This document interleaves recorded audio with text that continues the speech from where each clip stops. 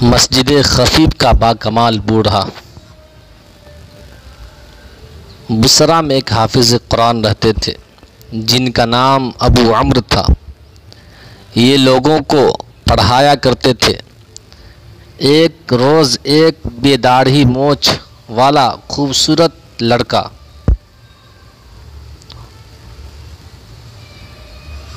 ان کے پاس آیا اور کہا مجھے بھی قرآن پڑھائیے۔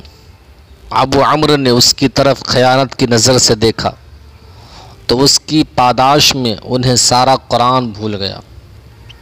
ابو عمرو بڑے گھبرائے اور پریشانی کے عالم میں حضرت حسن بصری کی خدمت میں حاضر ہوئے اور سارا قصہ عرض کر کے طالب دعا ہوئے۔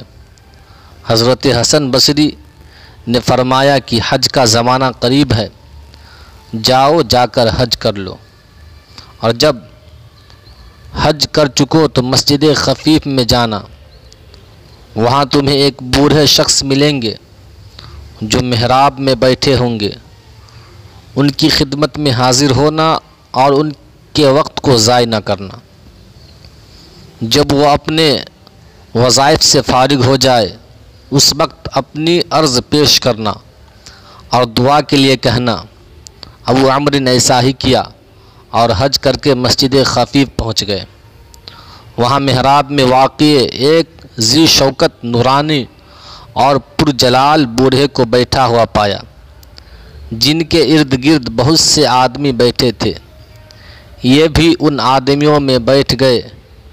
تھوڑی دیر گزری تو ایک بزرگ سفید اور پاکیزہ لباس پہنے ہوئے وہاں آئے۔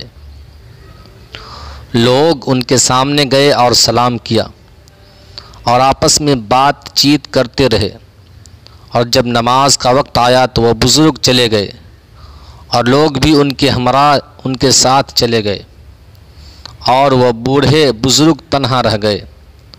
ابو عمرو آگے بڑھے اور ان کو سلام کر کے اپنا سارا قصہ بیان کیا اور روتے ہوئے عرض کیا کہ میری فریاد کو پہنچیے اور میری چھپی ہوئی دولت حفظ قرآن مجھے واپس دلائیے۔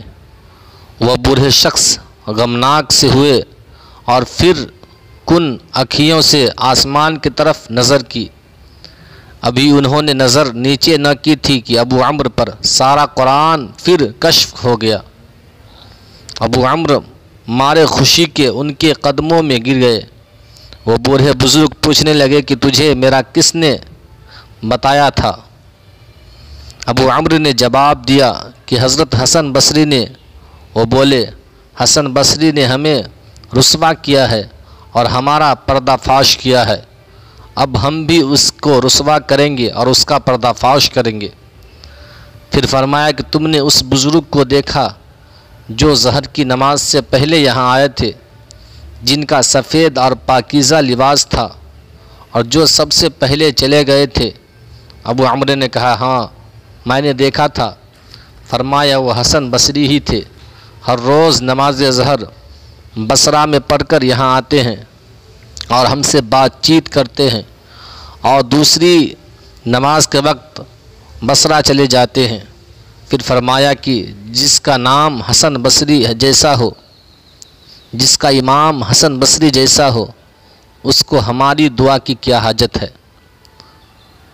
اس واقعہ سے سبق ملتا ہے کہ مشکل کے وقت بزرگوں کو خدمت میں حاضر ہو کر فریاد کرنے سے اور بزرگوں کی دعا سے بڑی بڑی مشکلیں حل ہو جاتی ہے، اور یہ بھی معلوم ہوا کہ بد نگاہی سے بڑی بڑی آفتیں نازل ہو جاتی ہے اور علم دین سلب بھی ہو جاتا ہے، اور یہ بھی معلوم ہوا کہ اللہ والے اپنے کمالات کو چھپاتے ہیں اور باوجود علو شان کے تواضع اختیار فرماتے ہیں، اور ان میں اپنی بڑائی کا خیال تک نہیں آتا، بلکہ وہ دوسرے بزرگوں کو ہی بڑا سمجھتے ہیں۔ اور یہ بھی معلوم ہوا کہ سینکڑوں میل کی مسافت پر اللہ والے پل بھر میں طے کر لیتے ہیں، پھر جو لوگ 1 میل تک کا بھی سفر نہ کر سکتے ہیں وہ ان پاک لوگوں کی مثل کیسے ہو سکتے ہیں؟